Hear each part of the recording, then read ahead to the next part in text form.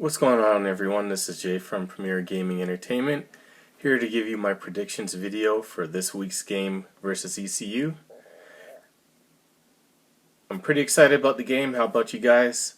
I'm just glad that college football is officially back, and more than anything else, I'm excited about this season, the 2023/2024 season, because I really think that Michigan does legitimately have a shot at winning the whole thing and winning a national championship. So everything obviously has to have a beginning, and this week is the first week of the season. And while I don't think it's going to be that much of an issue as far as the game goes, it's a home game. It's a game against ECU, which from what I've saw and watched videos on is going to be like a so-so to below so-so Power 5 team. I mean, from what I'm seeing, they're predicting they're going to win anywhere from about 3 to 5 games in Power 5. So they're not exactly a juggernaut powerhouse team. But, I always feel like the first game is always the most difficult because you don't know really what you have in place, and because you don't play any preseason games or anything like that, you don't really know. I mean, you have an idea because you do this every year as far as who you feel should be in place, but as far as starters and reserve and all that stuff, but you just don't know what team you really have until you play at least that first game, really the first few games. And then you can kind of pick and choose, who you want to be starting, who may not, be able to live up to the hype, who, you've overlooked and all that stuff. You pretty much figure it out in the first few games. I'm not going to get into Michigan's, non-conference schedule. Obviously, it's not the greatest, but always that first game that you have to get out of the way to let oh, okay, well, this guy is really good. This guy is not necessarily living up to the bill. Maybe we should put this guy in place. So you always have that concern, but I mean, this is a home game, so I think that we should win this easily. It shouldn't be any, it shouldn't be any problem with this game. They might start out slow, just trying to get probably new things that they've implemented into, their playbook. What I'm really interested in finding out and seeing is this whole quote-unquote new balanced offense. So, if you've been living under a rock, Michigan has really been run-centric, which is fine because it's their strength. Their strength has been their running backs and, their offensive line.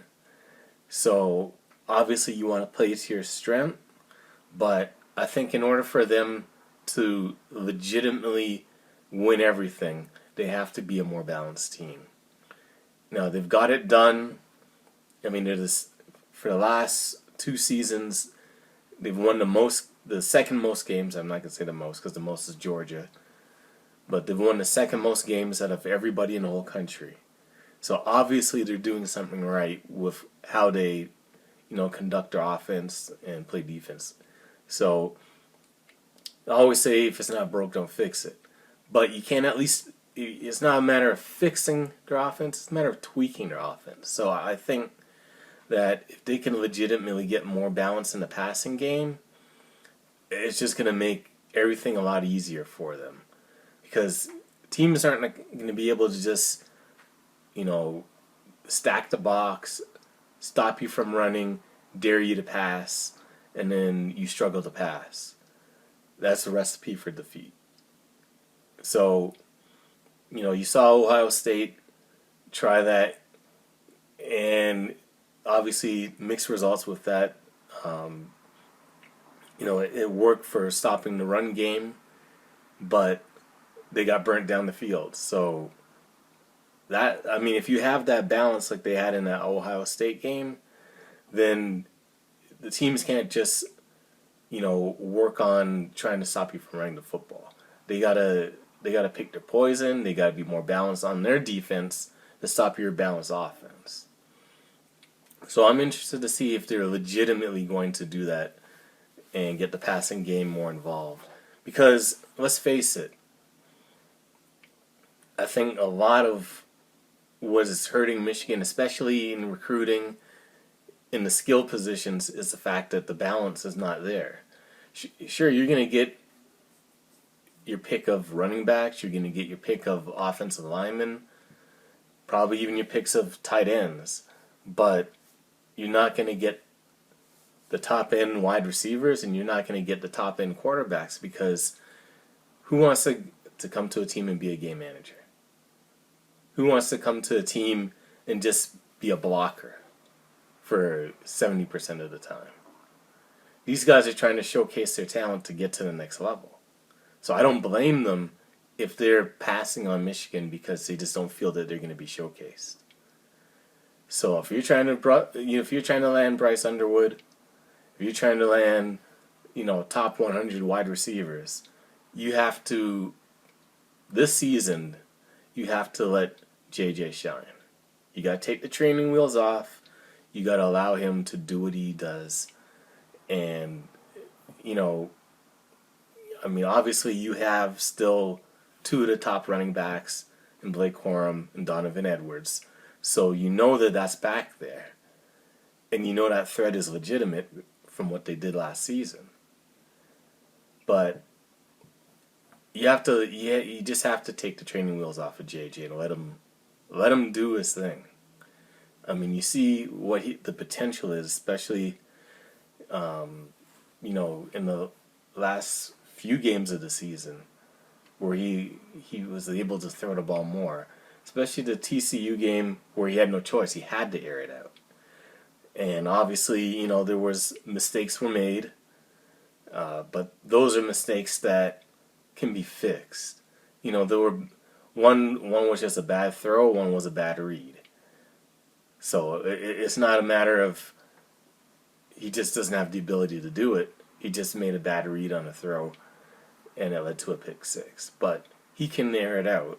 I think, part of the issue last season was he just didn't have a full season as being the starter. They had that first few games where it was between him and Cade, and he didn't have any spring practice because he was rehabbing his shoulder. So he really just wasn't in tune and didn't have a full spring to work with with the first team and all that stuff. But he's had all that this season. So I'm thinking that he's going to have a huge jump and bump up in his skill set and ability just from having those extra reps during the springtime. So we got to wait and see how that goes. But it's going to be an interesting season, to say the least. Now, as far as the game goes, like I said, I don't see there being any issue with the game. The